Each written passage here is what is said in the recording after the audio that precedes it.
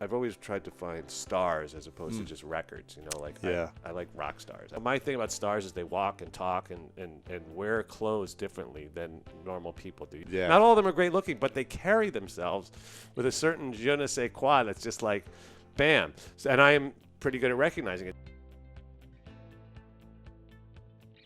Welcome, everyone, to the School of Greatness podcast. We have Jason Flom in the house. Good to see you, man. Thanks for coming in. What's up? Thanks for having me. I'm excited about this because mutual friend introduced us, Ryan Blair, right? Is that first introduced us? And I started learning more about you after he connected us and we chatted on the phone. And a fascinating life, fascinating story. First starting in the music industry, still in the music industry, but you've broken a number of big names. Who are just a few of the names that you've kind of like either discovered or helped develop into becoming superstars? Oh man, I mean I've got a list of like paragraphs of them. Going in reverse chronological order, I guess you go Lorde and Jessie J and Katy Perry and Paramore and 30 Seconds to Mars, and then going back further, Kid Rock and Matchbox 20, and then even further back, Stone Temple Pilots and Skid Row, and Jewel and the Corrs and Trans-Siberian Orchestra. I get a kick out of that one because it's sort of, I think, a little ironic that the biggest Christmas act in history was created or co-created by a Jew. That's funny. Again, Jesus, right, yeah. So yeah, it's been. Listen, the music business has been very, very good to me, and it goes even further back. But I don't want to give you some of those names because then people will date me. Sure. Well, Trans-Siberian is such a huge hit too. I knew one of the violinists. I think his name's Mark Wood. I think. I'm not sure if you know who that is, but I think he performed in it. But there's a lot of different acts in Trans-Siberian now. There's like multiple or no? Well, there's two touring companies, gotcha, right? Which is a brilliant thing, right? The fact is that they could be playing Seattle and Philadelphia the same night. It's amazing. You can't really go wrong with that. Amazing. And the shows are so consistently phenomenal. The light show, I've been to one. It's cool. The lighting, the music, it's like high energy. It's the awesome. Narrator. Yeah, it's great. It just makes everybody feel good. You know what's interesting about that is that they don't have an intermission, and they sell less concessions than any other artist because nobody leaves their seat. They all sit there like they're mesmerized. Witnessing a miracle, Christmas miracle. Nobody leaves their seat. It's crazy. I don't think anybody goes to the bathroom. It's funny because I think some of the promoters would love it if they would put an intermission in so they could sell some sodas. Exactly. Yeah, that's funny. Not happening. Now, so you've been in the music world for how long has it been now? Woof. Well, I started on July 31st, 1979. Wow. I was given a staple gun and some double-sided tape and a bunch of posters, and I went out and climbed around on ladders and went these Go things. promote this guy. Go promote this act, yeah. Well, we used to have things called record stores. Some of your listeners will remember that. I remember them. And they were great. They were places where you'd go to buy records. Yes. You know what I mean? And then it was CD stores, right? Yeah, record stores became. They were still called tapes, record stores. Yeah, CD, yeah, all that tapes and so I would climb around, and I immediately fell in love with the business. I mean, it was like they were paying me $4 an hour. I was getting all the free records I could carry home, and running around putting up Led Zeppelin posters. I was like, this is it. I found the greatest job in the world. I'm 18 years old. It can't get any better. That's it. I've arrived. Right. And so it was at that moment that I realized I gave up on my rock star dreams at that point. You wanted to be a musician. Oh, I was absolutely sure I was going to be a rock star, even though I was aware of the fact that I wasn't talented enough. Guitarist? I was a guitarist, yeah. Did you sing as well? No, I can't tried sing to. at all. I can't sing at all. They used to let me sing one or two songs just because that was the time when people could go to the bathroom. But anyway, because it was my group. But yeah, I could only sing one note, so it was bad. But yeah, we played some clubs in New York, and we did a lot more rehearsing than gigging. And anyway, but I got a job. My dad, who was a sort of a legendary attorney in the throughout that time, and an amazing man. He was my hero. But he gave me a year between high school and college to become a rock star, and my mom vetoed the deal. So my mom, who had never cursed in her life before that time, said, "Bullshit. If he's living in my house, he's got to work or go to school." Now in Manhattan, you can't just get an apartment. It's not cheap. No. I had no money, so I had to live in the house.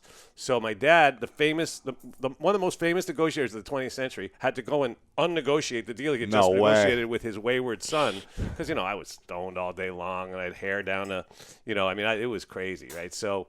Anyway, so he knew somebody who got me an interview at Warner Communications. I walked in the interview high because it was 10 in the morning, and that's your life. I had enough time to smoke a couple joints by then. Yeah. And walked in the interview. Sometime the chair, I said, "You're going to work at Atlantic Records," and I went and I fell in love with the business the first day there. And I was like, you know what? My dad had told me and my brother do whatever you want to do. Try to be the best at it, but just make the world a better place. He says, if you do that, you'll be a success in my eyes. Well, I wanted to be a success in his eyes because he was my hero.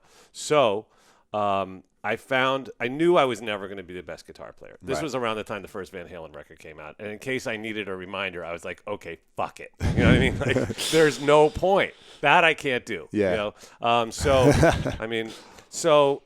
I was adequate. I was good. But anyway, but walking around the halls of Atlantic Records in those legendary times, and those were really fun times to be in the business, I realized I could be the best at this. Like, wow.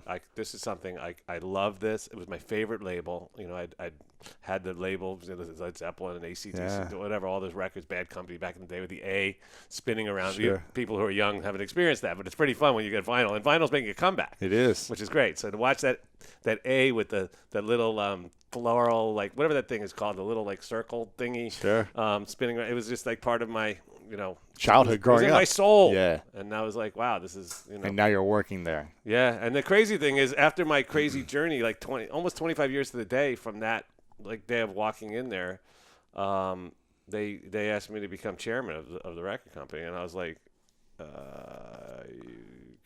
you guys sure about this? It was like, me?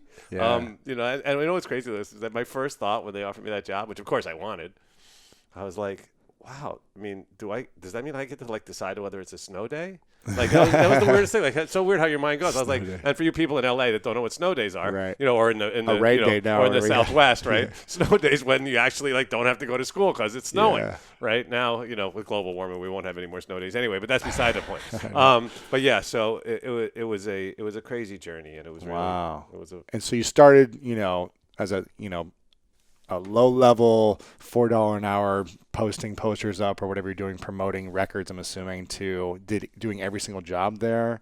Or did you kind of make some big leaps, or what happened? You started managing artists, or what was the process? Well, so serendipity and synchronicity are a big part of my story, and luck, right? I think, you have to be lucky. But I think there are ways to get lucky too, and we'll talk about that. But the fact is, what happened was I decided I needed to find a band, because if I found a band, maybe they'd give me a job finding bands. And I was like, but how am I going to find a band? I have a staple gun and some double-sided tape. Not exactly the tools of the trade. So I was like, okay. I set my mind. I said, okay, there was a magazine back then, a music industry trade magazine called Album Network. And I was like, okay, Album Network it was the Bible of rock radio. It would tell you everything you need to know about what was going on, which records were going up, which were going down, which were coming out, what the programmers thought of this, all this stuff, right? And have advertisements for different records. So I decided in the back of the magazine, they had the playlists of all 190 rock stations around the country, and rock was my thing back then.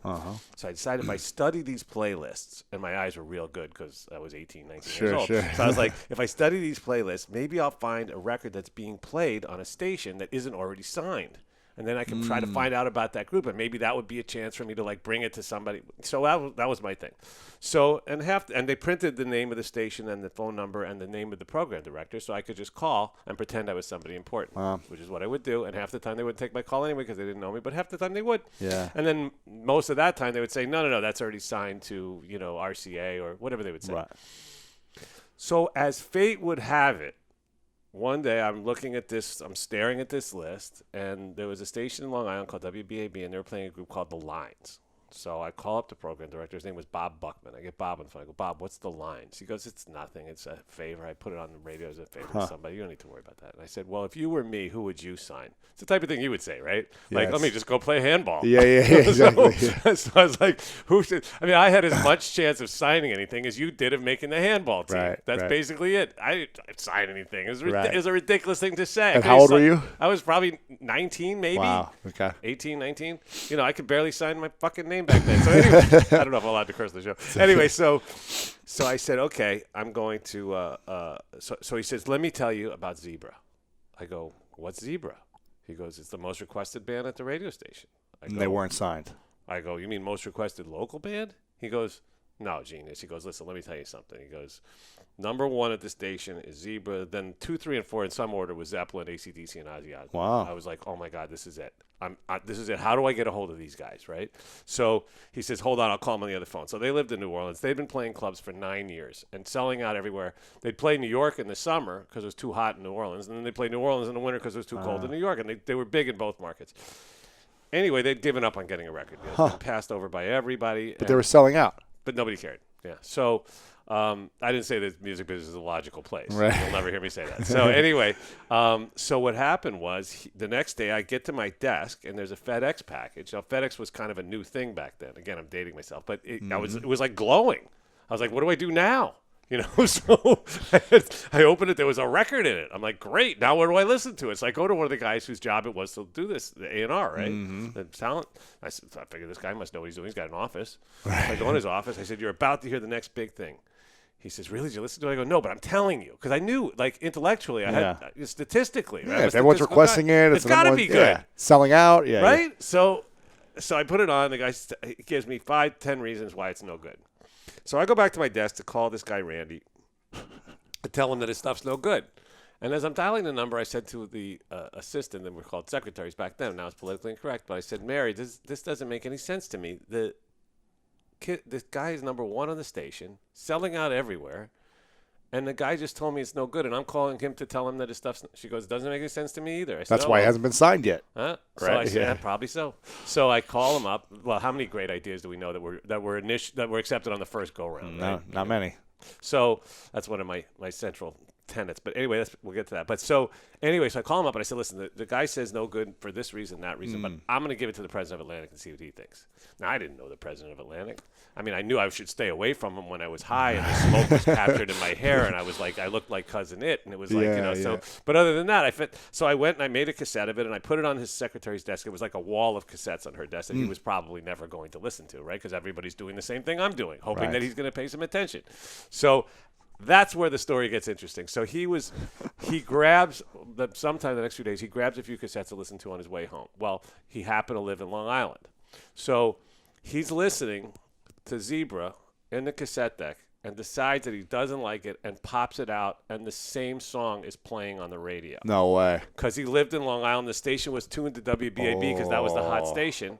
And so now you can imagine he's like, I found this out much later, right? Because all I knew is the next day the guy comes in and says, this is genius. And I was like, huh? Yeah. Oh, yeah, I knew that. Know. Yeah, sure. Yeah. You're welcome. So, but that's what happened. So that was my break. Because at the end of the song, the DJ said that's the most requested song in the history of WBAB. Zebra, no who's way. Behind so the he door. was listening to it and like, oh, my God. Yeah. We need to get these guys. Because he was smart. I mean, he's the guy who taught me that your opinion is not nearly as important as the public's opinion. That's it. What so the market when the public wants. makes that movement where you reach in your pocket and you put down your money, that's it. Well, in this case, case, they were just making requests, but even still, right. You go, oh, they were buying tickets. Right. Back then, there was no downloading. So anyway, it was great because when the record actually finally came out, and it was a whole twisted saga to get to that point, but when it finally came out, the kids all cut school and bought the record because they'd been waiting years for their favorite band to put out a record. So they were like snatching it out of the boxes. They couldn't even stamp the price on it, which was only like $3 back then, and they $3.69 I think. And they, and it was like, and everybody's looking at me like I know what I'm doing. I'm like, yeah, I know what I'm doing, but I didn't know what I was doing. But I faked it, and and then yeah, and then the next band I worked with was Twisted Sister, and then things got interesting from there. So and they just gave you they were like, okay, go find the next big act and go find the next person and. Yeah, not exactly. I mean, you still, the music business is funny. It's always like, what have you done for me lately? Right. If you're not doing something this year, it's like you're dead to me. You're the guy that used to be the guy who discovered some guy. It's no more relevant or whatever. Yeah. Yeah. You got to stay. Well, luckily you've broken like 1,000 big artists, so. Yeah. Sounds like you've had a good career. Yeah, it's been amazing. I mean, it's been amazing to be able to do something that I love and work with people that I just. I wanted to be a rock star, so I love the whole rock star thing. I love rock and roll. I love the lifestyle. I love the larger than life aspect of it. And so I've always tried to find stars as opposed to just records. I like rock stars. I like. Who is the star that you enjoyed meeting and building up the most, or that just took off a great run and was like so amazing to you to watch? I guess it's funny. The two that I'm probably most proud of for very different reasons. One is Tori Amos, just because she's amazing, profoundly gifted, and it was a very difficult process getting her to where she had to get to. But she had like a unique voice. It was different. They didn't know where to put her at, right? Yeah, her first single had no drums in it, and like the first album did nothing. People don't even know she had an album called Why Can't Tori Read that didn't do anything. Now you have to. I think it's worth $500. I should have saved the box of them. Right. Each one's worth like $500 on eBay or something. But yeah, that I don't know. That one still has, for some reason, really stuck with me. Maybe also because it's very different than a lot of the other acts I signed. Although, very recently I bumped into this little prodigy named Lorde, and there's a through line there somewhere, right? Blake loves Lorde, right? Yeah. Everybody loves Lorde. So how did that happen? Like, did you just find her? You heard her, or what happened there? I was just going through my inbox one day, and there was an email from a woman named Natalia Romashevsky, who is she worked in the putting music in TV ads, like a jingle business, sync business, whatever. She was somebody who I knew who would send me music time to time, because her job is to listen to as much music as possible, to try to find the right music to put in the ad. Yeah. So I'd never heard anything that she had sent that I was particularly into, and she sent me this one email, and this, which I now have framed in my office and autographed by Lorde, and the subject line was hot shit. And then it just said, unsigned New Zealand female, listen. It had a link to her SoundCloud. And then she put a disclaimer on the bottom, which is kind of funny. She said, not sure if this is your type of thing, but thought you should hear it, right? So I took one listen, and Royals was the first song on it. No way. And I called Natalia. I was like, what in the world is this? And she goes, I don't know.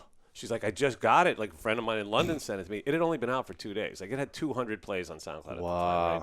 So I was like, we got to find her. So I found her on Facebook, I think. How old was she then? 15. Wow. So I emailed Ella, Lorde's Ella, and she emailed me back. She didn't know who I was. I mean, she's 15 years old living in New Zealand. Yeah. Why would she? Yeah.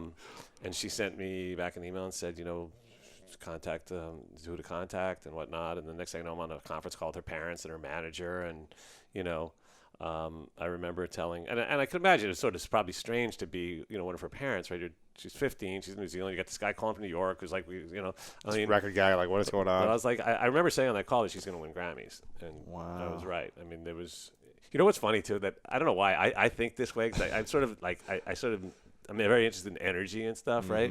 I'm not like super new agey or anything, but I am interested in. But you got energy. The beads, you got the whole, you got the thing. I got my stuff. So, yeah, there's a story behind all these too. But so the interesting thing that dawned on me was she wrote Royals because she saw a picture of George Brett in a Royals uniform, which is odd in itself because there's no baseball in New Zealand, right? Like, where did she see that? I guess online, right? It must have been on something. Interesting. That's hilarious. And then what happens is Royals becomes the biggest song in the country by far, and number one at 7 formats, which never happens, and huge all over the world. And the Royals, who are perennially terrible at baseball, become the best team in baseball. It's Kansas City, right? Yeah. Like that year they went to the World Series, and the next year they won the World Series. What happened? Like, it's weird, right? Energy. Like, the Royals are one of those teams that just doesn't win. Never. Right? So all of a sudden they win. Royals, I don't know. Like, sometimes it could be a coincidence, but maybe not. I don't know. If anybody has any theories, let us know. That's crazy. How old is she now? She is 19. Wow. That was a pretty quick process. Like, right when you discovered her and you found her, you were just like, okay, here's the next step. We're going to put this out, and then it just kind of took off? Yeah, I mean, it was a little more involved than that, but the music was there. And, wow. She was writing all her own stuff. And she wrote the whole first record with a guy named Joel Little, who was a guy they did it in a little studio in New Zealand, and like with very little, I mean, it didn't cost a lot of money, nothing fancy, no bells and whistles, no samples, no features, just like pure inspiration. And it's interesting, when I was reading the obituary of Bobby Fischer, this is a random fact, but I was in that obituary, they said that there's 3 things that children can become geniuses at, which are music, math, and chess. And it's sort of an interesting thing to take a minute and think about, right? Because it's true. Mozart was 7 when he was writing symphonies and stuff, right? And you see there was a kid on 60 Minutes not too long ago who's like a prodigy of life. He's written more symphonies than some of the masters. I think he's 11 or 12, and his parents aren't musical, and the music just comes to him. And he writes them all like he just writes. They just come out. He never changes a note. It just like flows out of his brain onto a piece of paper. So So yeah, and the reason they said that is the case is because music, math, and chess are all based on math. So somehow, we need a neuroscientist to explain this to us, I guess. But fascinating. Yeah, I find it interesting. Wow, man. And what was the vision for you? Like, you have a vision probably for every artist, but just talking about Lorde, what's the vision when you find something like that? Do you say, okay, here's what we're going to do for you, or here's where it's going to go, or do you? I mean, how do you even do this? Like, just some random girl from New Zealand, 200 views. How do you take it to like one of the biggest superstars in the world in the next 2 years? Well, listen, we market magic, right? It's a strange business. It's not a product that you can see. It's not a product that you can. I mean, you can hold it in your hands in the sense of actually holding a physical disc, but you're not holding music. It's a feeling. It's a feeling, right? It's something that comes experience. It touches you, and it's interesting. It's really pretty much untestable too, right? And I find this interesting because, like movies, when they make a movie, often they'll take a audience and they'll put them in a theater and they'll show them the movie, and people go, I don't like the ending, or I don't like when the guy dies in the thing, and then they'll change it, right? Because it's research. But in music, you can't do that because movies are a thing you go see, and you can simulate that experience. This is what my theory. I don't know if I can prove this. So you have an audience that's basically put into the actual experience that they would be having if they went to a theater. But when you ask people to listen to music and give you an opinion, you're removing the spontaneity and the magic that happens, and you're turning them, it's like if you're thinking, you're stinking, right? And so you're actually, Am I? No, you're all right. I mean, I can't smell anyway, so it's fine. Maybe. So it's an interesting thing because it's not something no one's ever been able to figure out a way to play music to a group of people in a room and then walk out of there and go, this is a hit, this is not a hit. Right. Except that, there was a guy many years ago who, it's a crazy story, but that's beside the point, who was the first guy to figure out that if you took a record and put it on in a club, and people all got up and started dancing, it was probably a hit. It's dance music. It's a specific thing. Right. It's logical, though. Yeah. This is the only science we have in the business. Other than that, it's like alchemy. So, but with Lorde, I mean, the thing was really, just to take our time was our strategy and not rush and not like just go to pop radio, but take it instead to what we call AAA radio, then alternative radio, and then ultimately pop, but let it build with the grassroots feeling with the people, the tastemakers. You know what I mean? The for lack of a better word, the cool kids. You know, and that's what we did. But in the case of Lorde, it was. But it happened pretty quick. I mean, 15 to 17, she was already selling, platinum. Well, she had 20X 2 monster #1 hits, and, she also, like, I remember when she told me the name of the album was going to be Pure Heroin, and I was like, I actually, it took me a day and a half to recover from the genius of that, right? Like Pure Heroin with an E on the end, and Lorde has an E on the end, and it's just like. And what's her name? Does she call herself Lorde then, or is it? Well, she's always been Lorde as long as I've known her. And the crazy thing is, I saw the first show she ever did, which was in Auckland. The first show she ever did with her own material, right? She had done shows in high school and things like that, singing covers or whatever. But I was at this little club in Auckland, probably 70 people there. But she was Lorde. I mean, sometimes you see artists that like they start off and they're really bad, and then they have to grow and you get better. You do hundreds and hundreds of shows, you get better. Yeah. She was Lorde. I mean, she was on stage owning it. Like 15. Yeah. So that's pretty amazing. Pretty amazing. Yeah. She's amazing. So you knew when you saw her that you were like, yes, this is going to happen. This is big already. Yeah. When I heard it, when I saw it, it was just like, and I was just lucky to get it when I did because within weeks, other labels were calling and it had gotten out, and it was, it was one of those that it was hard to listen to that record and not really. Wow. We all make huge mistakes, and all the creative businesses are filled with incredible stories of the biggest things, being passed on, whether it's Harry Potter or Star Wars was dropped from the label it was on, or even Katy Perry, who I worked with, was dropped by 2 labels before I found her. Really? Or, there's so many examples, right? The Confederacy of Dunces one is one that always sticks with me, and it's one of my favorite books. And, the problem is that nobody in the music business, in the job that I'm in, bats 400. It's like baseball. Right. You can't bat 400. Like if you're right 3 times out of 10, you go to the Hall of Fame. Yeah. Just like baseball. And so the thing is, it's true. I believe in the book business, in the movie business, in the in the any of the creative businesses. Like we're guessing the best we can, but anyone who takes their own opinion too seriously is going to get bit in the ass because we don't know. You never know. And the market tells you. It's also like it's the farthest thing from perfect science, and these are, they're diamonds in the rough typically when we meet them. Like Lorde's different, right? In every way. Like she had a finished song. Like Royals was finished. Yeah. There's nothing to do. There's an imagination. It was there. And so, but normally we find an artist and they may not even have the song that's going to become their career. So you got to work with writers. You got to put them together and you got to figure it out. Right. Or they write themselves or whatever it is. Yeah. But so, and sometimes you'll kick yourself. You'll hear somebody and you'll pass on it and then it's on the charts and you go, how did I, and that's, I only allow myself to kick myself these days for 48 hours maximum. You know what I mean? You can't Who's the biggest person you passed on that you actually had a conversation with that you were like, I don't think it's for me. It's not going to be that good. Like, I'm not feeling it. And then it was just like home run. I spent years in therapy trying to forget answer that question. So, I don't know. Is there anyone you remember? Oh, yeah. Well, listen, I think I had the first meeting with Bon Jovi back in the day, I mean, and my bosses didn't want to give him some, I don't know, whatever. And I take some responsibility for it, too. But I was not in a position to sign anything like that. Right. But I could have pushed harder. I certainly could have pushed harder for him. Now, Bon Jovi's an interesting one because I think everything worked out the way it was supposed to in a certain way because his first record was marginally successful, right? And I think that was the second one or the third one that was the big one. But he was signed to, I think, Polygram, and that label was failing. Like, it was going out of business. And they said, we're going to put everything behind this guy. They were smart enough to realize that he was their way out, so to speak. And some genius that was working at the label at the time said, I have an idea. Let's make him write with Desmond Child. And Desmond Child was a guy, if I remember correctly, he was writing like disco music back then, right?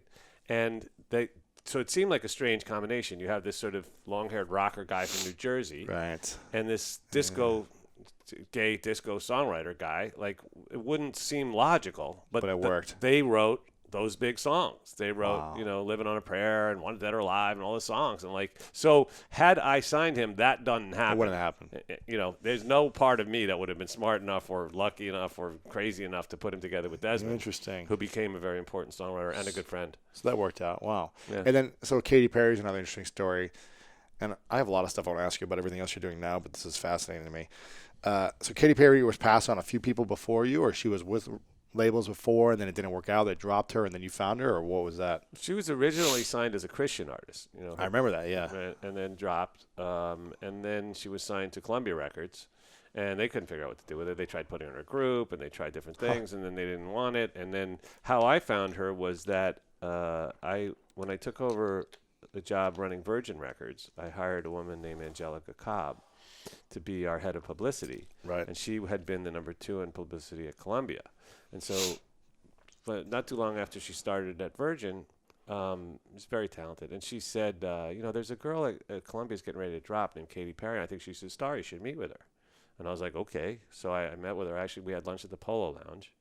And she walked in and I was like, immediately taken by her. I was like, this girl's going. Same feeling I had when I met Haley Williams the first time. I was like, this is a star. And she's, without hearing a note of music, I was like, she's going. Her energy, her way she carries herself. Yeah. My thing about stars is they walk and talk and wear clothes differently than normal people do. You could take the same clothes off the rack and put them on somebody else and put them on them, but they look great. And you're like, how's that? That's weird. They might not even be great looking. Yeah. Not all of them are great looking, but they carry themselves with a certain je ne sais quoi that's just like, bam. And I am pretty good at recognizing it. So with Katy, I had that feeling immediately. And then it was funny because I got her music. I loved it. I went back and played it for the top executives at the time. And they were like, this is horrible. Wow. Like, don't do this to us.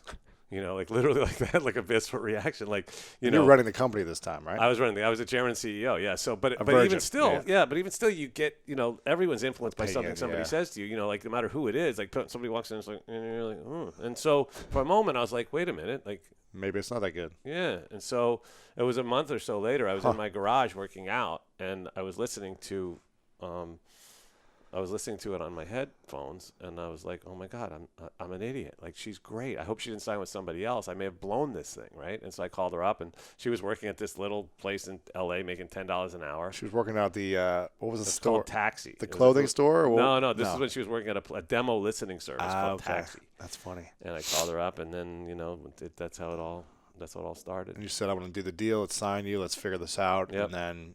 Yeah, I spoke to her manager and got the lawyers involved, and another serendipitous moment. I invited her to our Grammy. That was in December. I invited her to our Grammy party, which was, of course, in the beginning of February.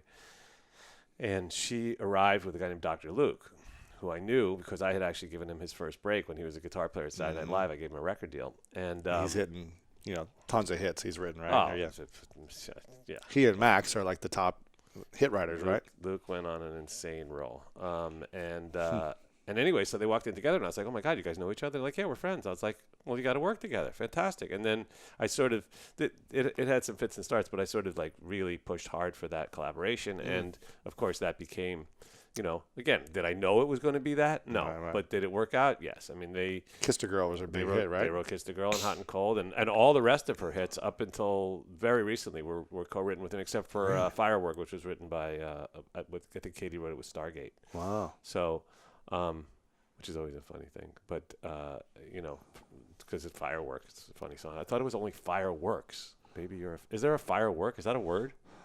Does anybody know? What's firework. Can you have one firework? Yeah, one firework, I guess. Oh. Yeah. I guess.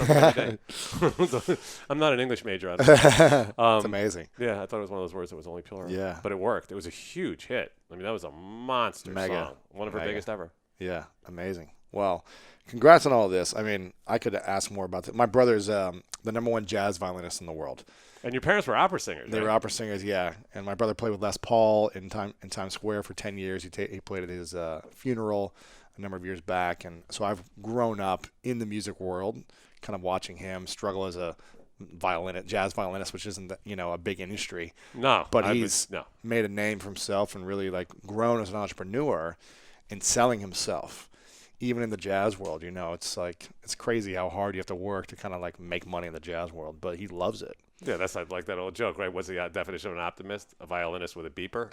Exactly. So yeah, exactly. But so he made it work, so that's great. For me, it's fascinating. I just love the industry, and I've had Scooter Braun on a few times and hear about his stories of success with Justin Bieber and all the things he's doing now. It's pretty cool to learn about what you guys do and how it all works. It's fascinating to me. Yeah, Scooter's he's you know Scooter well too, or yeah, he's an amazing guy. It's interesting because I saw him recently, and he told me that when he was a kid, he came to see me or something when I was running one of the labels I was running, and he said I was really nice to him and gave him the time of day and whatever. And I was like, oh, I mean, obviously I wouldn't necessarily remember because he was just a kid. Yeah. But it's good. Yeah, it's good. It's nice to be nice. Yeah, of course. It pays off in the long run, right? That's another thing my dad told me. When I must have been 10 years old, and we were at a party in New York at somebody's apartment, and he introduced me to a guy, and we walked away, and he said, son, that's one of the richest guys in America. And I was like, wow, Dad, how'd he get so rich? And he said, by being friendly. And I was like, that always stuck with me. And, for me, I don't know how to be unfriendly. Like, when I've tried to be mean, like in business and stuff, or try to be an a-hole, like, it's laughable. Like, yeah. So, I mean, it's not like I've never lost my temper, but I'm pretty even temper. Like, I don't lose my temper. I mean, it's not that serious. So, yeah. But anyway, so it's good to know, and I'm super proud of what he's doing. I mean, it's amazing, yeah. He's on an incredible roll. Yeah, he is unbelievable. Hit after hit and star after star. But speaking of getting upset and not getting upset, he likes his little transition here. Mm-hmm. I see where you're going. He likes his little transition here. I could talk. We'll have to come back on and talk more about the music world. But you're doing some incredible work in the criminal justice space. You've got a podcast right now that is called Wrongful Conviction, correct? Yeah, Wrongful Conviction. You're the founding board member of the Innocence Project, which has exonerated nearly 350 wrongfully convicted individuals. Is that correct? That's right. And you're really part of the movement that's trying to bring awareness to the criminal justice system, how messed up it is, and how there's all these people that go to prison for so long. And my brother was in prison for 4.5 years, not wrongfully. He got caught by selling drugs to an undercover cop, and I think the time was maybe wrongful. He was sentenced 6 to 25 years for selling 2 sheets of LSD to an undercover cop because the judge wanted to make an example of him in Ohio at the time with the whole drug stuff happening, I guess, in the early 90s or whatever. So, and I'm sure that magically worked and nobody did LSD again after exactly, that, right? Right, exactly. But, he actually talks about how he got out in 4.5 years on good behavior and joined the prison band and actually learned jazz and blues and hip hop because he was the only white member of the band, and that's all they played was gospel and church music, and that's actually what helped him reinvent himself from a classical violinist to the most prolific jazz violinist in the world. Wow. And so he looks at it as like he's not mad at all.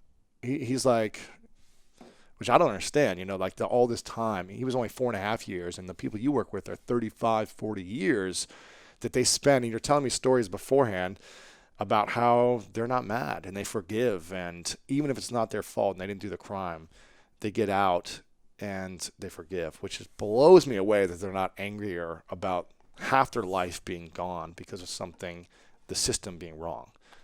Yeah, I mean, that's one of the things that drives me every day to want to do more to help prevent future wrongful convictions and to help get the people out who are in. My driving, and to help them once they do get out, my driving passion for almost 25 years has been getting people out of prison who don't belong there and reforming the system so that people like your brother don't go in the first place. Because I'm glad he had a positive experience in there, but he's in a very, very small minority. Yeah. And the fact is, I mean, he went through some crap. I mean, there was definitely stories of like, I can't believe that you went through these certain things in prison, but his experience afterwards is positive, I'm on the board also, Louis, of various organizations that have been that are at the center of what I call the war against the war on drugs, because I don't believe that anyone should go to prison for something they put in their own bodies. And the fact is that we have a lot more important things to worry about than people doing nonviolent drug crimes. Like, and should they even be crimes? We can debate that, right? The fact is, I'm very gratified that after working on this stuff since 92 or 3, to see that marijuana is becoming legal, right? And on the state level anyway. And that things are moving in, at least on the state level, in a more sane direction, and more in line with the rest of the world. Right. The rest of the world doesn't do what we do. Lock up. And I'll talk to politicians and I'll say, if another country did to our citizens what we do to our citizens, we'd invade. We'd be like, we're coming in.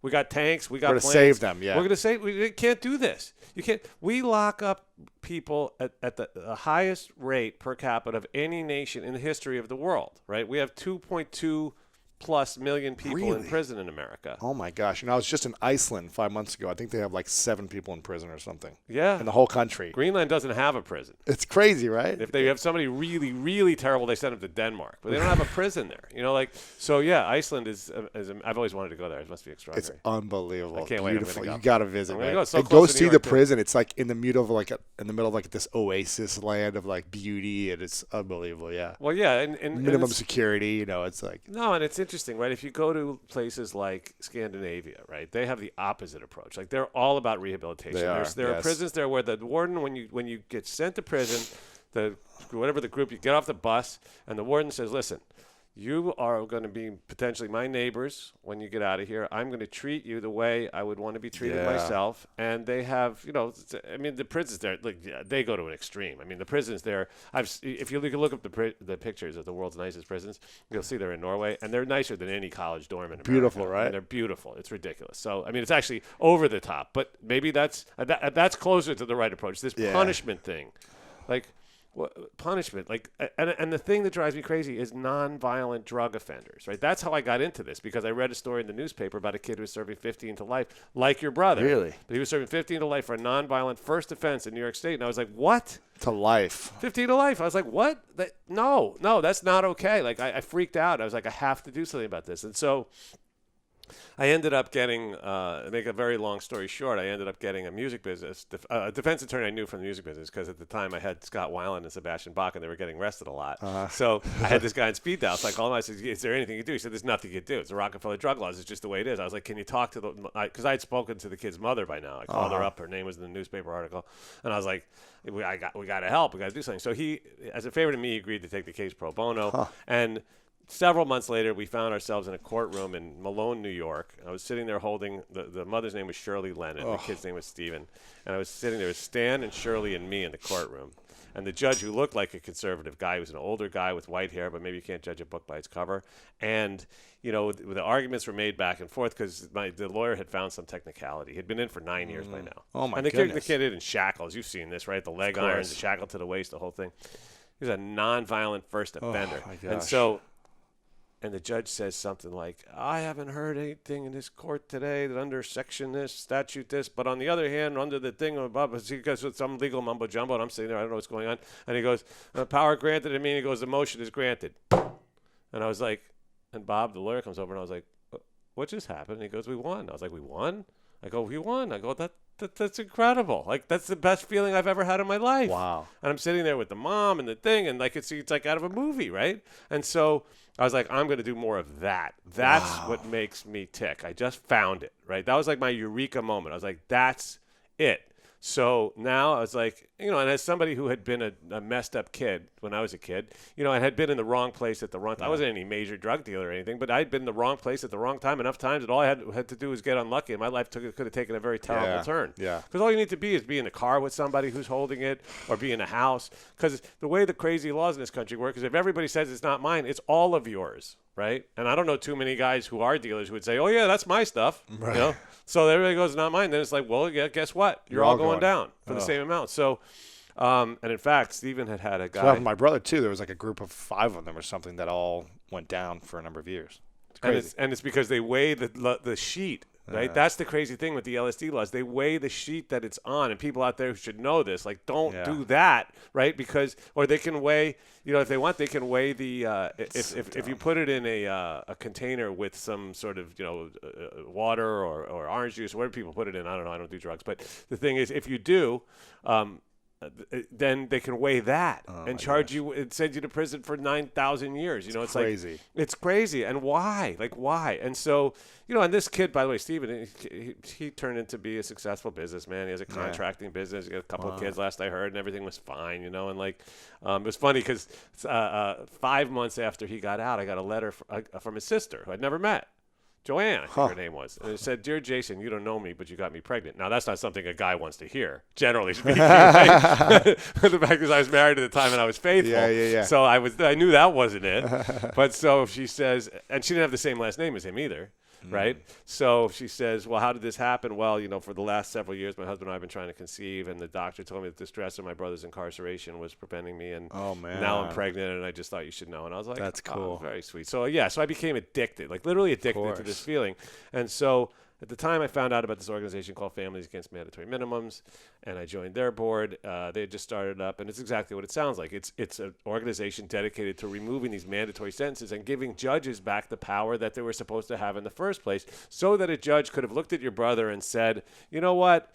Maybe he wasn't dealing, or maybe he wasn't the guy. And anyway, he's a virtuoso violinist, and maybe he should go to a 6 month thing or something, or whatever. Yeah, or whatever, a program or a drug rehab or whatever. I mean, look, my thing is, if people do drugs and they don't hurt anybody else, and they don't operate a car or put somebody else in harm's way as a result, but they want to sit at home or they want to go to a concert, whatever it is, and they're just going to walk around and be dopey, like, fine, who cares? Where's the problem? There is no problem. Like, there's no problem. Right. So the problem is not drugs. The problem is the war on drugs. That's the problem, and it has a very, very real consequence.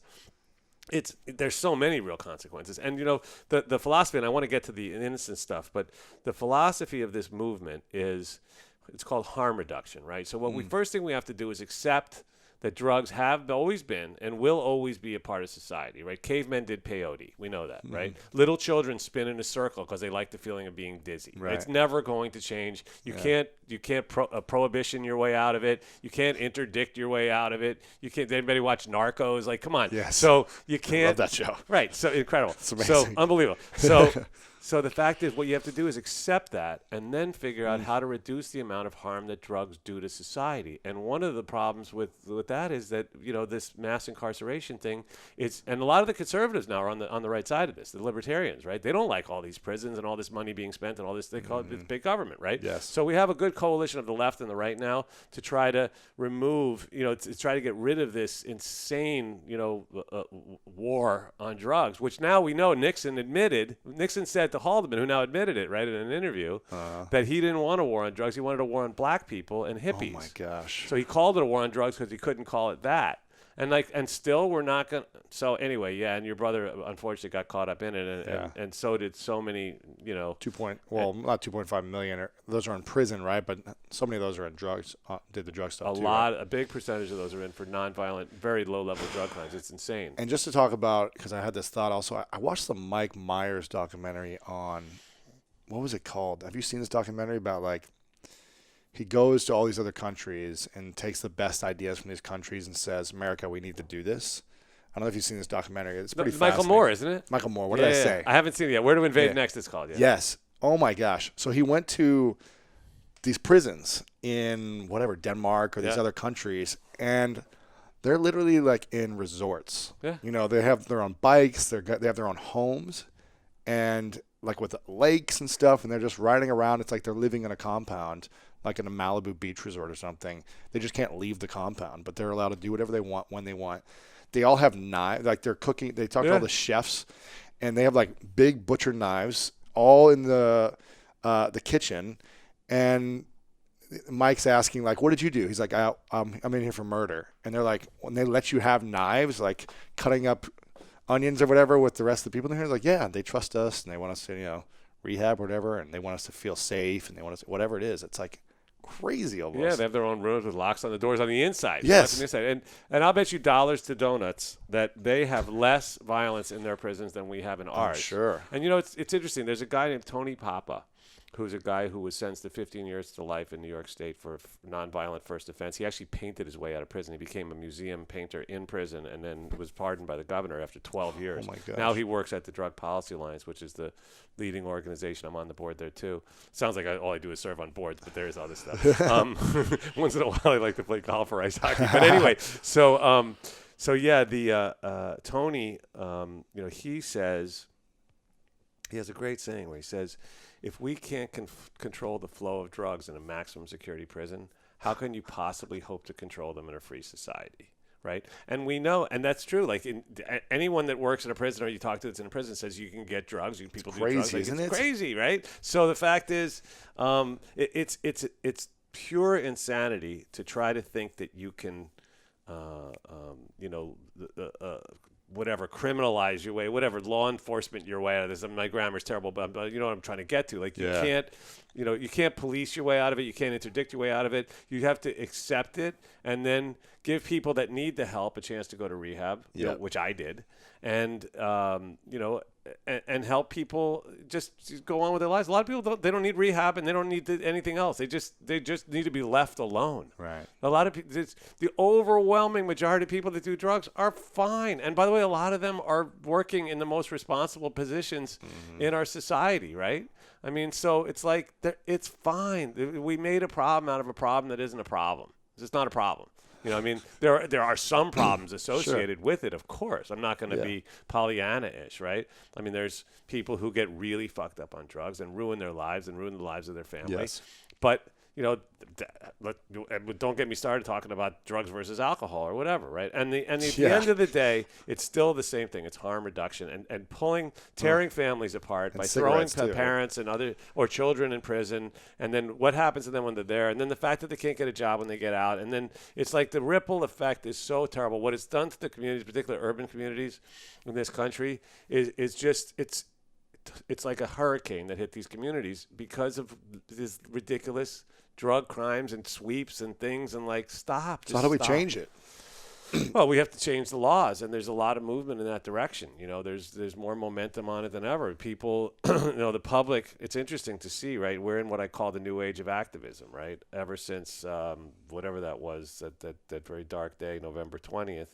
People are in the streets. People are voting. People are starting to realize, and it started, before that. Talking about Ferguson? What are we talking about? Ferguson, or are we talking about? I'm talking about nationally, right? Gotcha. The women's march and all that other stuff too, right? But so many now. We're gonna have a scientist march. There's gonna be everything, everything. So but even before then, people were starting to vote and decriminalizing. People are now death penalty laws are falling around the country, right? Unfortunately, there was a terrible setback in California and in Nebraska on the last election, which is beyond my comprehension, how you could have a death penalty speed-up law in California that actually passed on a referendum. Wow. Is insane. Like, if you want to guarantee the execution of innocent people, this would be how to do it. And then it's crazy anyway, because California doesn't even execute people. They just put them on death row, which I don't think anyone should be executed, but that's beside the point. So because I can't live with the idea that we should execute one innocent person, that we should be okay with that. And we know that we execute lots of innocent people. Crazy. Yeah, probably 10% of the people have been executed in this No country. way. Yeah, I would say so. So just because if it matches the crime and they point it to that person, they're going to get executed.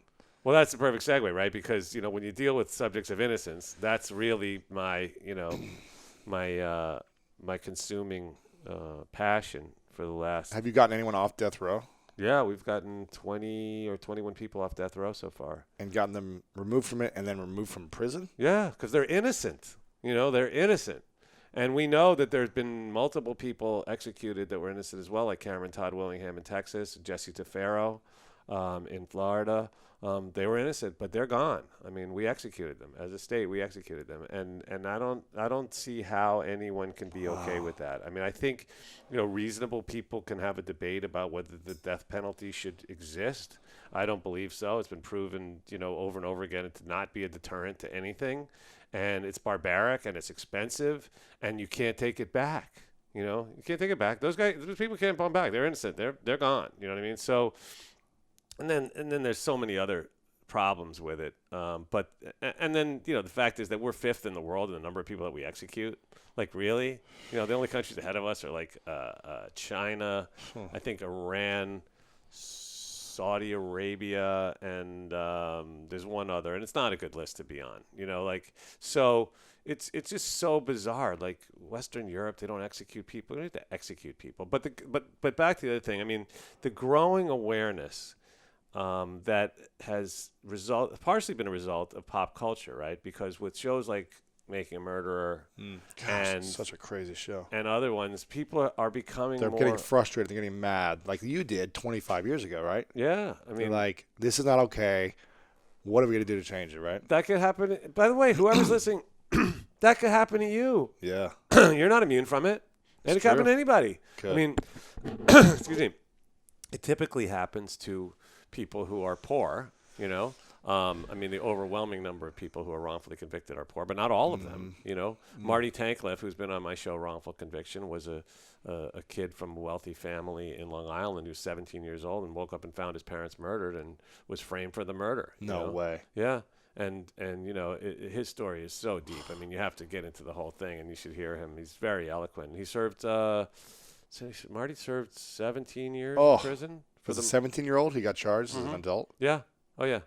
I mean, and the story's so twisted. I mean, I mean, first of all, you wake up and you find your parents. Well, his mother was dead and his father was dying. Oh, my gosh. Death, right? Oh. And he calls the cops. He's holding his dad, and his dad's bleeding, profusely. Meanwhile, there's a note on the dad's desk, which is a promissory note from his business partner who owed him a lot of money, and it was demanding that the money be paid. And that guy, the problem was the dad, who was an honest businessman, who was a successful businessman, had gotten into business with this guy who had a chain of bagel stores in Long Island. It turned out he found out that they were fronts for a drug operation.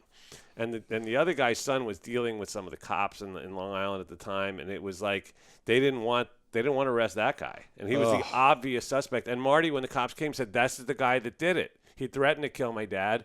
He owed him all this money. He was the last guy to leave the house last night." And that guy, by the way, went and faked his own death, moved to California. No way. Changed his name, shaved his beard, his head, grew a beard. But why would you look? I mean, I'm not a detective, but I don't know, maybe you should take a look at that guy, right? But they didn't.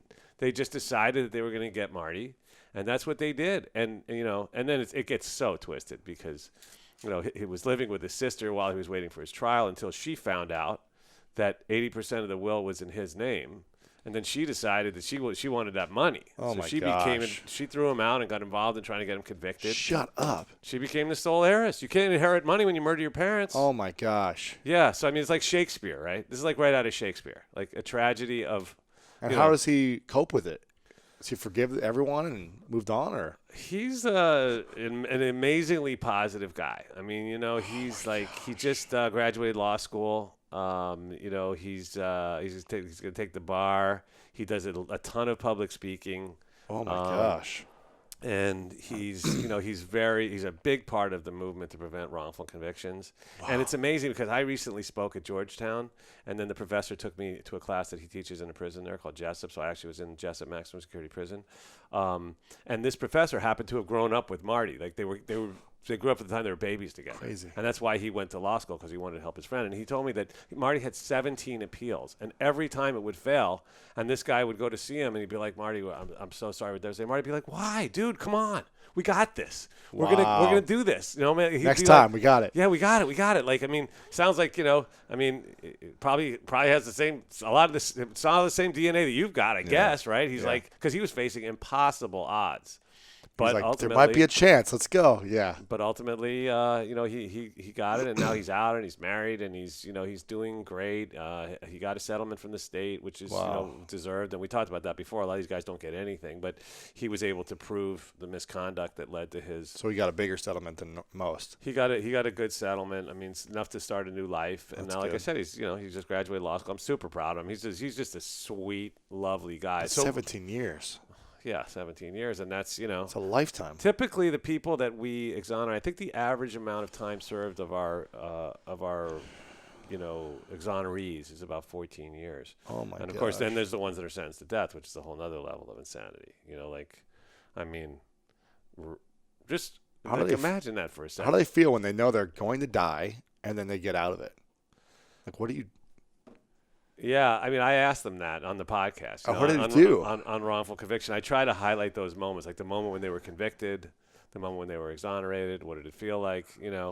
I was thinking about Sonny Jacobs, who we were talking about before. I mean, when she was finally freed, she said she just walked out of the courthouse, like, into the sunshine in Fort Lauderdale, and she was like, now what do I do? Like, she had a box with, like, a couple pairs of underwear, a couple T-shirts, a couple pairs of pants, and she said she had her Walkman and like $40, and that was it. And she's like, well, what do I do now? How long was she in for? She was in for 17 years also, coincidentally. Now we talk about Marty, but she was sentenced to death, and her husband was executed. Her husband was a guy named Jesse Tefero. They were convicted, and this is a story. If you only listen to one episode of my podcast, and this is all of them, the stories, each story is crazy. Insane. Like, for every week, I'm like, I thought I had heard everything, and now it's like this one is crazier than the last one. And then you get to Sonny's story, and it's like, okay, somebody needs to just like stop. This is like, I can't. It's unbelievable. Like I said to you, like we were talking earlier, I said, if Quentin Tarantino and Victor Hugo sat down and tried to write the craziest screenplay they could come up with, they would stop short of this. They'd be like, they'd need a lot of alcohol to get to this place. Wow. And then they'd be like, no, we still got to pull out a couple of these elements. Because Sonny's story, in a nutshell, right? She and her husband, Jesse, were in Florida with their 2 kids. And the kids were 9 and 10 months old. And I think the son was Eric and the daughter's Christina. And they were in a car. They took a ride. Their car broke down. And a friend of Jesse's offered to give them a ride across the state to go to her parents' house, where they were going to get a car or something to go back to their home in North Carolina. They're at a rest stop, and a cop comes and shines a light in the window, and the driver, unbeknownst to them, was a felon and didn't feel like giving him his license and registration. So instead, he pulled out a gun and shot the cop, and then runs around, and the gun battle ensues with the other cop, who was a visiting, actually, Canadian constable. So he's killed the state trooper, and now he's shooting it out with the constable. Sonny's in the back. They had been sleeping. She's in the back now, laying on top of her kids, trying to protect them from this gunfire. And he ends up killing the other cop. And so then he points the gun at them, and he's like, get in the cop car, right?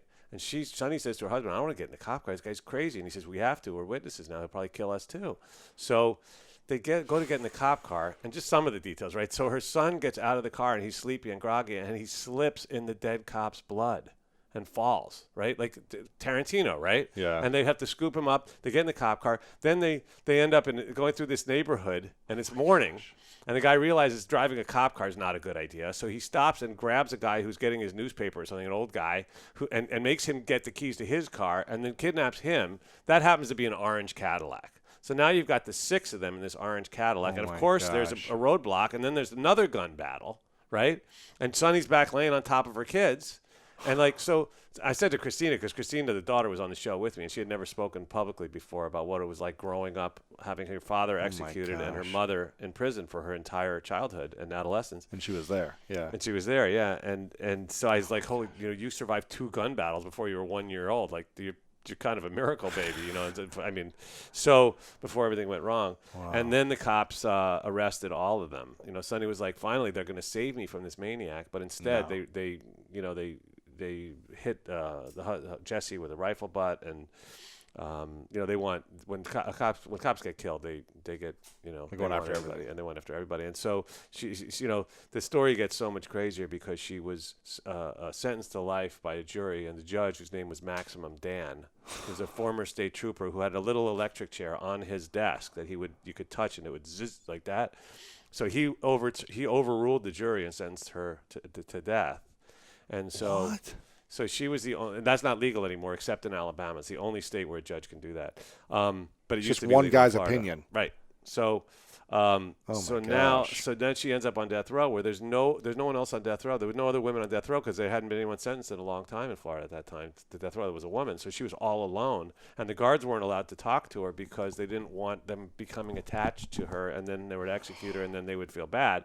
So she literally didn't get to speak to anybody for 5 years, and ultimately, getting to as close as quickly as I can to the end of the story.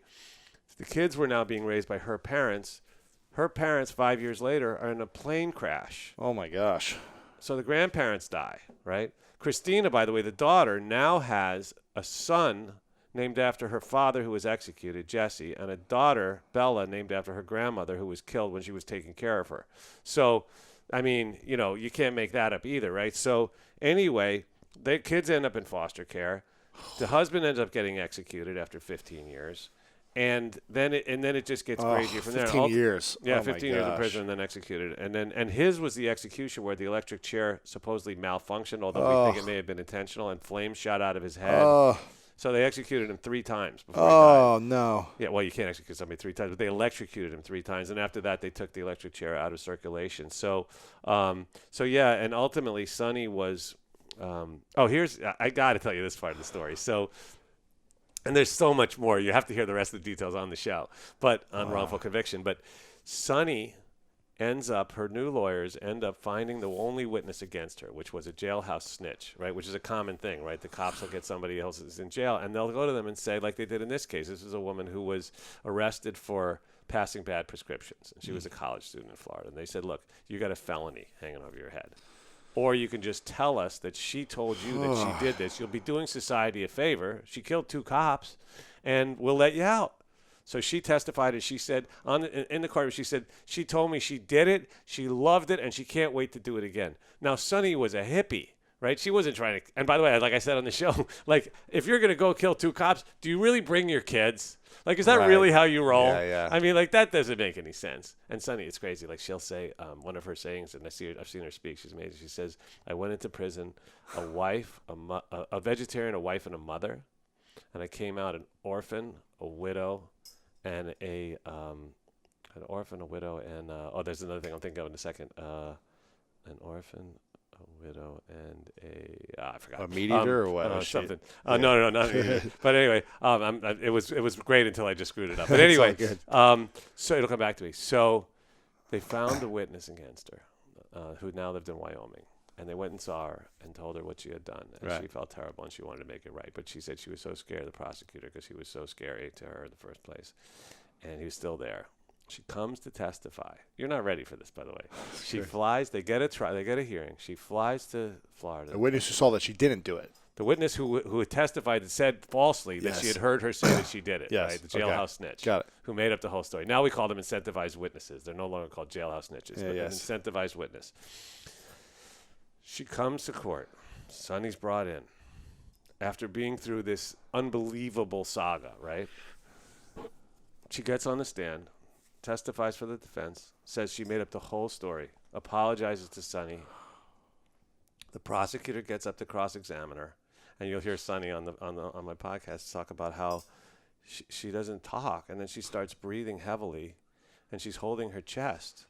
And Sonny's like, what's going on? And then she's like, oh, my God, she's having a heart attack. She had a heart attack on the stand. No. And Sonny's like, don't die. Oh, my God. Don't die. You can't die. And she had a heart attack and was wheeled out of the courtroom. Shut up. She lived. But her testimony was no good because you can't use defense testimony if you can't cross-examine the witness. So Sonny goes back to prison. No. And ultimately, this woman was allowed to testify by videotape. Oh, my gosh. And so she was eventually freed. And now, you know, she's a yoga teacher. She teaches meditation, and she lives on the coast of Ireland with her new husband, who's also a death row exoneree that she met at an Amnesty International event. Yeah, you can't make that up either. His name's Peter Pringle. He's incredible. He was convicted of killing 2 cops in Ireland and sentenced to death. It came within 10 days of being executed before he was exonerated. So he served 15 years. They have a lot to talk about. And now they run this place called the Sunny Center, where my daughter's on their board, and they bring people over, other exonerees, and they teach them meditation and yoga, and they teach them farming, and they just help them get their life back together, which is the most transformative thing. You know, I find for these exonerees, I get so much gratitude in my attitude from being around them because, like you said, they have this amazing this sense of grace and this lack of bitterness that is like, you know, if we all had that in our daily lives, you know, things would just be better, right? Yeah. People be getting more stuff done and feeling happier and stuff. But they have this surreal ability to just transcend this experience and forgive. And like, you know, it's totally nuts. And the thing that seems to drive them the most is helping other people, helping other exonerees. Wow. And so, you know, 'cause they know the pain they went through, you know, and they want to prevent other people from having to go through that. There's such a selfless, love that they have for each other and for, you know, it's mind-blowing. Yeah, you can see I'm kind of obsessed. Oh, I mean, I got into this kind of frustration around it when I saw Making a Murderer, you know. I mean, originally with my brother, you know, seeing that happen and what that was like. It's very personal. Yeah, and then seeing Making a Murderer and watching, I was just like, you know, documentary or no documentary, you know, they skew it in one direction, but it's like, and other people had other opinions about it. But I'm like, either way, it's messed up the system on how people are convicted and what it's for and all these things. And it doesn't matter if you didn't do it or not. No. It doesn't matter if you're innocent or not, which is messed up to me, which pisses me off, right? Yeah, it's somewhere. And now I'm watching The Night Of. Yeah. Have you seen that one? Yeah. I'm in like episode 2, and I'm like, this is crazy, right? Episode 5. Yeah, they somewhere it went from trying to solve the crime and get justice to trying to just get rid of the case. Yeah. You know, and it's so bizarre because the other thing, Louis, that people need to understand is that in around 50% of the cases in which the Innocence Project has exonerated the innocent person by finding the DNA that proves without any doubt that they didn't do it, we've also gotten a hit by putting into the central database of DNA that exists in this country. I think it's called CODIS or something. And anyway, what we find is that in 50% of the cases, we identify the actual perpetrator. And in almost all of those cases, that individual has gone on to commit other horrible crimes, rapes, murders, stabbings, whatever. And those people never needed to be victimized if the system worked correctly. And I always say there's a lot of good cops, there's a lot of good prosecutors, of course, but there's too many bad ones. And the ones that are bad, do an incredible amount of damage, not only to the people who are wrongly convicted, but to the other victims of the actual perpetrator who never got taken off the street in the first place. And that's unacceptable, no matter how you feel about law and order or this or that or whatever. That's got to be unacceptable to everyone. You know, we have to get back to a place of motivate. You know, we need to have prosecutorial accountability. We don't have any in this country. There's no other profession where you can just completely screw up, destroy someone's life, and just be like, no accountability. Oops. No accountability. You don't get disbarred. You don't get disciplined. You don't get you don't get sued. You can't get sued if you're a prosecutor. So this is one of the things we're working on too. I mean, we're fixing it, and we're getting closer in a certain case where you know how many prosecutors have in this country have gone to prison for intentionally wrongfully convicting someone? 0. 2. The Duke Lacrosse guy who served 1 day. You should watch that movie too, by the way, on 30 on 30. I've seen it. Amazing. The guy who was like just going after the whole team. Yeah. Yeah. That guy, Nifong. Yeah. But there was sick nothing. Bastard. Yeah, we've now discovered another case where all the press and media around it, what he said and how he. Those kids were. I mean, didn't do anything. They didn't do anything, but they were lucky. They had the resources to defend themselves, God, right? Yeah, luckily, others. And that one incredible attorney, that young attorney that read that 2,500 pages of. They tried to throw him off the trail, but he got it right. It's crazy. But him, and then there was a guy named Anderson in Texas who sent this guy Michael Morton to prison for 25 years. Before we exonerated him for the murder of his wife, and intentionally withheld 3 pieces of exculpatory evidence. And everybody who watches TV knows you can't do that. It's called a Brady violation. You have to, if you have exculpatory evidence, first of all, you shouldn't be prosecuting the case. If you have evidence that proves that the guy didn't do it, you should be dropping the thing and looking for the real killer. Yeah, exactly. And in his case, again, the guy turned out to be a serial killer. But the other thing is you have to turn it over to the defense. But he didn't do it, and eventually we found that evidence, and we also found that in that case the prosecutor had said on the stand they had an incentivized witness in that case, and he said that he didn't make a deal with the guy, and we found notes in the prosecutor's own writing where he made a deal with the guy, where he was going to let him out of a robbery conviction if he, this guy ended up getting sentenced to 10 days in prison. That's it? He served 3. He was disbarred at least, and so was Nifong. So oh my gosh! But yeah, I mean. Sad. And here's the craziest thing. So Michael Morton, you got to hear this guy speak. He's been on 60 Minutes 3 times. He's the only person. But anyway, he talks about how he was in prison for 24 years and 7 months, and then he'll go 24/7. Like, it's pretty ironic. But that's beside the point. He's a guy who is like, you can literally see a halo over his head. And he's been on my show on Wrongful Conviction. Wow. But he is a guy who at the hearing for the judge, who the prosecutor, Anderson, had become a judge by now. He was arrested in his chambers, right?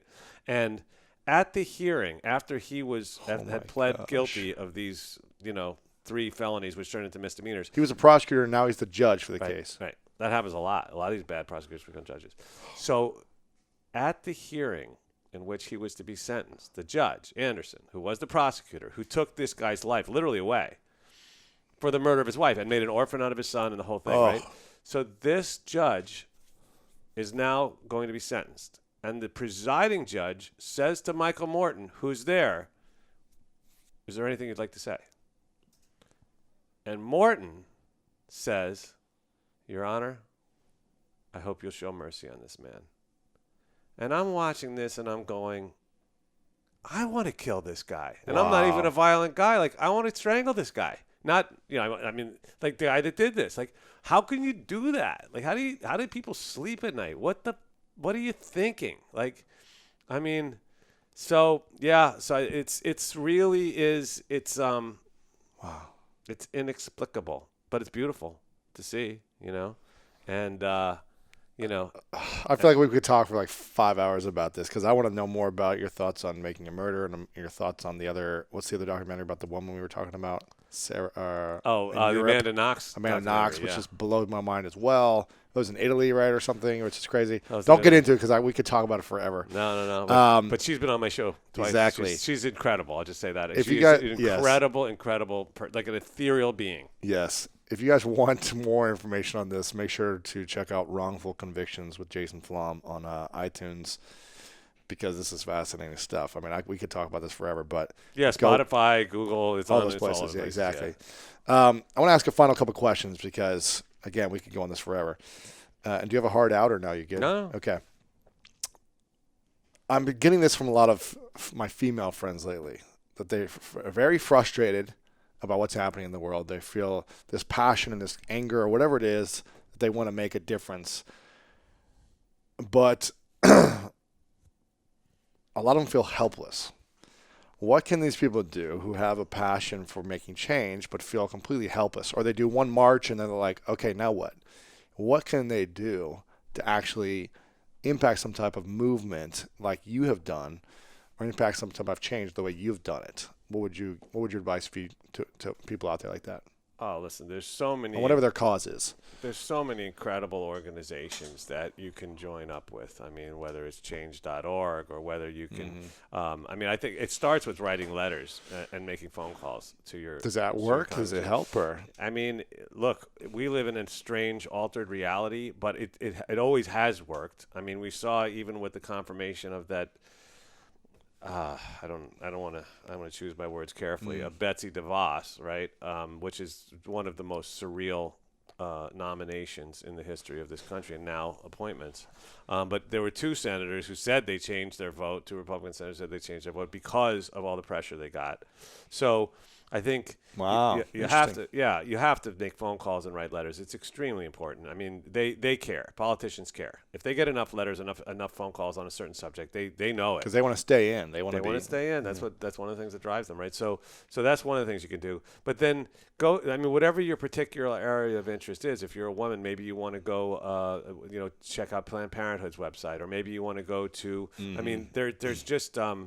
There's dozens and dozens of organizations doing incredible work all over the place now, right? There's more springing up. I mean, it's actually, as much as I wish we weren't in the state that we're in, it's exciting to see the number of people that are signing up to work at the ACLU or to become, getting involved with any type of any one of these organizations that's trying to do good, right? It's just about doing good. Yeah. I mean, now it feels like we're being swept away by a wave of the opposite, right? Of just selfishness and xenophobia and evil and wrong and persecution. So what do? We react, right? We have to become activists, and it's happening. These marches are amazing, right? These things are we haven't seen that. It's the new age of activism, right? We haven't seen that since the 60s. Crazy. And if your thing is, criminal justice, if you hear some of these stories and you're outraged, then go to innocenceproject.org. Go to FAMM, Families Against Mandatory Minimums.org. It's FAMM.org. Or the Drug Policy Alliance. So hearing the stories about your brother, and again, it just makes me more motivated. That shouldn't happen. I don't want that to happen to the next kid who's just trying to get high and go to a concert and not bother anybody. Yeah. If you're bothering somebody, if you're going to hurt somebody, I get it. Then you need to be, we need as a society to protect ourselves. We don't need to protect yourself from yourself. You should be able to do with your body what you want to, and that's basically that. So it's weird. We're okay with everybody having guns and shooting each other, but we're not okay with somebody getting high. What's going on here? Are we in Alice in Wonderland? It doesn't make any sense. Right.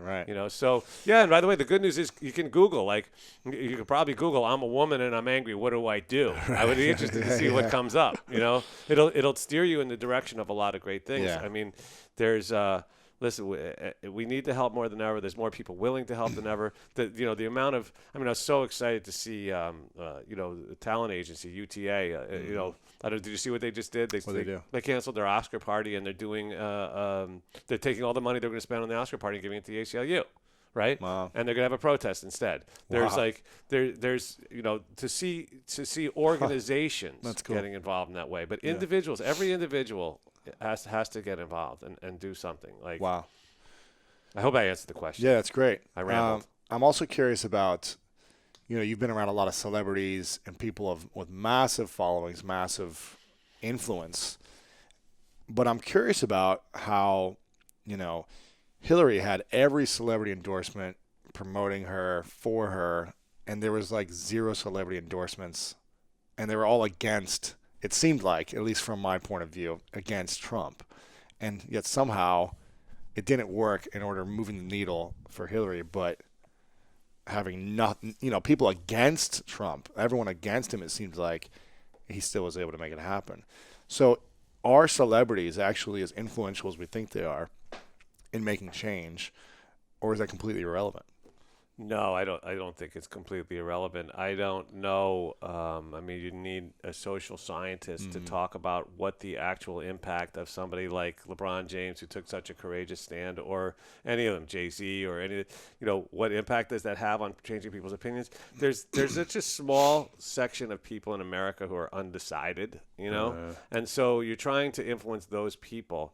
Then there's, for reasons that I'll never understand, people have this visceral dislike or stronger of Hillary, and I don't understand it. I mean, the woman has spent her life. Did she make mistakes? Of course she made mistakes, right? When you're a public figure for as long as she is, there's going to be something, right? Yeah. But the fact is, the idea that people, I don't know if it was misogyny, I don't know if it was, but it was misplaced. Whatever it was that was bothering you about Hillary, it doesn't matter. It's like when your option is catastrophe, right? And the other person is somebody you think might have done something with some emails. Like, it's not rational. And now that you see what's happening, a lot of Republicans, I was seeing today on the news, a lot of Republicans are like at these town hall meetings yelling at their representatives going, don't take away my health care. But I voted for Trump. Don't take away my health care.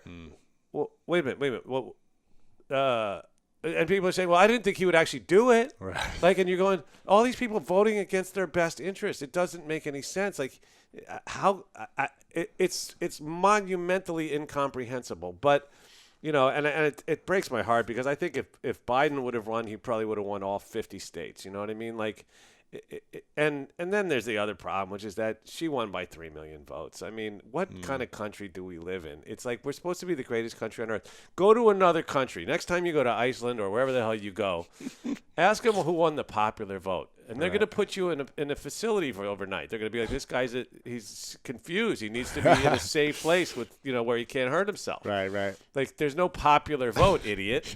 Right? There's no popular vote. There's a vote. Right. What do you mean popular vote? There's a vote. The one who got more votes was the winner. Yeah. The one who got less votes went home. Crazy. And that's it. And so not only do we have a country where 3 million more people voted for Hillary, and then there's all the other people who are completely out of their minds that voted for Jill Stein or what's his name, Johnson, right? Who couldn't name one world leader. But then there's the other problem, which is that if you look at the Senate, right, because of the way the electoral stuff breaks down, right? I think, what is a statistic I saw, that of the 48 Democratic senators, they received combined like 73 million votes. And of the 52 Republican ones, they received a combined total of like 40-something million votes. So it's like we live in a system which is archaic, where somebody's vote in Wyoming is worth 4 times as much as your vote in California. Right. Does that make you a quarter of a person? You look like a full person. What are you, like 6'1"? 6'4". 6'4". I mean, you're at least a whole person. Exactly. You might be a person and a quarter. I don't know. But your vote counts 25% as much as some of the people. And the sad thing is that it's actually, paradoxically worked out in a way where, the people who are less educated, let's say, are the ones who have a much higher influence on the outcome of the elections. And so I don't know whether what the effect was of the celebrities on the outcome of the election, but I do know that, at the end of the day, the damn thing was decided by the director of the FBI, the Russian interference. It was a perfect storm, of terribleness. Wow. And, even with all of that, right, the fake investigation of Hillary and the Russian thing and all the other stuff, which at one time there would have been like every politician in the country going, this is, we have to overturn this. Russia interfered. Russia, right? Not like Canada. Russia. Yeah, it's crazy. But it's like, oh yeah, Russia. Well, we'll have an investigation or something, when we get around to it. So it's pretty bizarre. We live in a very strange alternate universe. She won, but she lost. The Senate, we won, but we lose. the House of Representatives, same thing. It's all gerrymandered, and they, so I mean, I don't know. I mean, it's scary times. Politics will be your next thing you go after you can solve the case of the criminal justice system, right? Yeah, maybe. I don't know. Maybe we'll get into it together. Exactly. I would do that with you in a second. Exactly. And we can drop some knowledge on everybody. It'd be a lot of fun. But yeah, I think you're not the message I want to give people is you're not powerless. The situation is scary as hell, probably scariest times that ever in this country since at least the Revolutionary War. And but you have what we can't do is cower in a corner, right? I mean, I allow myself a certain amount of time each day to be angry and to be depressed. I'll read a story like the one in the newspaper this morning about that poor woman in Arizona who was just deported. And now her kids are like sitting there like, why? And and then you go, okay, what am I going to do today? I got to do something about this. I got to make my voice heard. To be angry, then you got to take action. Yeah, it's happened in other countries before. I mean, it's there's a lot of people out there. Everyone needs to get involved. People are doing it. That's the good news. They're doing it. Yep. And so this number of signups and the organizations that are trying to do good is off the charts right now. And you need to be one of those people. So find your groove, whatever that is, whether it's one of the organizations we talked about, whether it's something completely different, whether it's volunteering at a shelter, whether it's helping animals, whether it's, working with the homeless, whether it's, there's going to be more and more of that, right? So we need more and more people to help until we can get this ship righted. Yeah. And you're one of them. Whoever you are out there, you have the power to make a difference. You're listening to the show, so you obviously want to make a difference. Because otherwise, why would anybody be listening to your show? Right. Nobody listens to this show that's lazy. Exactly. Right? No. People want to, they're finding their groove, right? Yeah, yeah. They want to find their groove. So that's if I could leave you with one thought, that's it. Like get mad, get up, and get after it. And let's do this together. Let's make a difference. I love it. Okay, a couple final questions. If this was your last day, many years from now, you've done everything you've wanted to do. You've changed systems. You've saved lives. You've gotten people out of prison. You've done all these things you want to do, and you're in your last night of sleep, and then you're not going to wake up again, right? And all your friends and family are there, and they say, if you could share 3 lessons, 3 truths of all the things that you know to be true, of all the experiences you've had in the music world and the criminal justice world and everything else you've done, if it boils down to 3 truths, what would you write down on a piece of paper and give to us as kind of these lessons that we should live by, these principles? Well, one I would say is the one I got from my dad, which is, the do whatever you want to do, try to be the best at it, but make the world a better place. And with that part underlined, make the world a better place. I call it selfish altruism. I have derived more satisfaction from helping even one person. Take any one of the cases I've worked on, and getting one person out of prison who doesn't belong there, than from all of the great experiences I've had in the music business. So that's probably number one. Number 2 would be, I have this different take on the old expression, preparation plus skill equals luck. My version is preparation plus skill plus perseverance equals luck. So I would say that's a lesson that I've learned that I would want to share, because I think that, and we talked about this a little bit, the greatest ideas in history, almost all of them were rejected, and most of the people who came up with them were told that they were insane and should go do something else, right? Whether it's the Wright brothers or, whoever, just it's easy to find out, right? Yeah. I mean, Fred Astaire was told that he couldn't, what is it? Can't sing, can't dance, can act a little, right? That's the agent told him. Sure. So from the greatest inventions, I'm sure the guy who came up with the wheel, they were like, yo, ugh, you're stupid. We don't need wheels. We're good. Yeah. Get him out of here. He should have trademarked it. Anyway, so that would be number 2. And number 3 would probably be maybe the first thing that comes to mind, and you didn't warn me you were going to ask me this question, so this is off the top.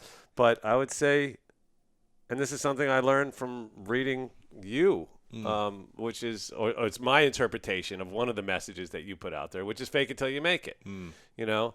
And what I mean by that is if you get an opportunity, and Richard Branson talks about this too, right? If you get one of my great heroes. So if you get an opportunity and it looks like it's something that's, you know, too big for you to handle, too out of your skill set, take it. Figure it out. Yeah. You can, you know. I did, you know, and you did. And so, I mean, you've done it several times. So, I would say that's those are the three that, you know, come to mind now. Spontaneously. Yeah, I love it. Well, I want to acknowledge you for a moment, Jason, for your incredible caring ability. And not many people, you know, who are at the level of success that you've achieved in your industry, the top of your game there, are committed to taking time out to help one individual at a time to save their lives. And I think it's unbelievable the amount of commitment and dedication you've had over the last 25 years in what you're doing to make an impact and what you're doing to make a change. And you've done it on the ground, helping individuals one by one, to being on the board of however many foundations you're on the board of, to now running your own podcast, which I want everyone to go listen to, Wrongful Conviction, to bring the awareness even more to people. And I want to acknowledge you for caring, even at the level that you're at, that you're still want to give and serve and support people. And it really matters, and you're making a huge impact in the world. So I acknowledge you for that incredible gift. Well, thank you. It's that means a lot coming from you. And, you know, I do it it just seems second nature. And as I said, I feel extremely lucky, even blessed, to have found a cause that speaks so deeply and clearly to me, and to be able to be in a position to, you know, help is a gift. And I think to varying degrees, everybody is. Yeah. You know, even if it's just a random act of kindness to a stranger, whatever. Sure. You know, walking down the street. I mean, walking you know, an old lady club, whatever it might be. You know, like you have the power to do that today.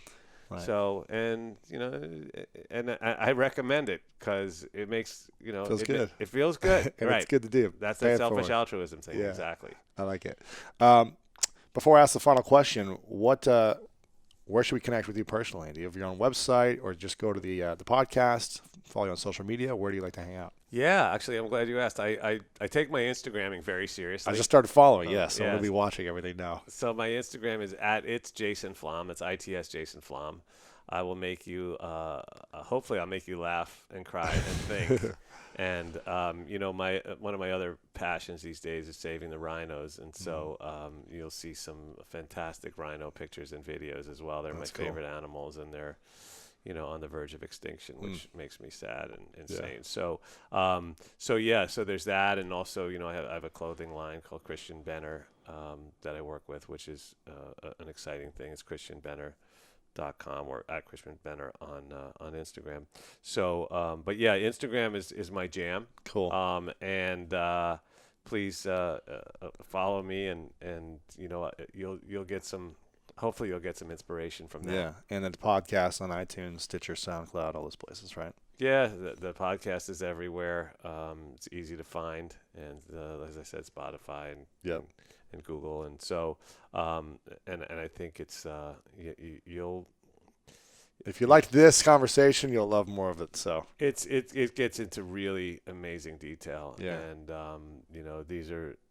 All I'm really doing is providing a platform for these incredible people to tell their stories, and it's, you know, it's a I don't know if I could call it a thrill, but it's an honor for me to be able to work with them and to help them and to get those stories out there, so that people hopefully will, you know, be more aware, and when they serve on juries, they'll be less likely to just believe what they're being told by a government official, whether it's a prosecutor or a policeman or a forensic somebody, because they've heard the podcast and they're like, well, wait a minute, I know that this isn't always true. Like, you know, like, let me just take a more skeptical, more informed view, and not just accept it, because there's a lot of factors that go into these wrongful convictions, and you'll learn about them on the show. Yeah, very cool. Final question is, what's your definition of greatness? Wow, what's my definition of greatness? My definition of greatness is, I don't know. I think greatness is something that can be achieved on a global scale, or can be achieved on a very minute scale or microcosmic scale. I think greatness can be found anytime you get into the zone. And what I mean by that is like anybody who's doing their thing and doing it in a way where they're very present and they're focused and they're positive. You know, I mean, it's great. You know, I love being on your show because I always like to be around people who are sort of tapped into something, you know, whether intellectually or spiritually or, you know, metaphysically or motivationally. And so, you know, that feeling that everybody has occasionally of not having your mind be somewhere else other than where you are, right? The thing that Eckhart Tolle talks about, power of now. The power of now, is I think that's greatness. I think any time you can achieve that by doing something positive. If robbing a bank's your thing and that gets you to that place of being president, then I'm not going to sign off on that. But you know, anything you can do, whether it's, you know, if it's surfing, if it's you know, if it's you know, a sport, or if it's an act of kindness, or if it's volunteering, or if it's being on a you know, in a great conversation like this one, I think that's greatness. You know, and the more you can, you know, I believe that the quality of life is proportionate to the amount of time you can spend being present and how present you can be when you are. And so if you can find what gets you there, and it's something that's, in some people it's meditation or mountain climbing or whatever it is. Extreme danger always does it, right? But you can only spend so much time in extreme danger, like swimming with sharks or, you know, something like that. Or, you know, you could always, I'm sure if you had a you know, a mountain lion chasing after you, you'd probably be, you know, really focused. You know, there's a very small amount of time you don't want to do doing that. And so for some people, it might be sex or whatever it is. But again, there's a limited amount of time you can spend doing that too. So whatever it is that you can find, if it's reading, get into that. Try to spend a little more of your time than you're doing now doing that. That'll be, find your greatness that way. And then hopefully that can flow outward and you can, you know, like, you know, have an effect on other people because you're more in your own zone, which to me is probably an odd definition of greatness, but that's mine. I love it. Well, make sure you guys check out Wrongful Convictions. Jason Flom, thank you so much for coming on. Thanks, Lewis. Appreciate it.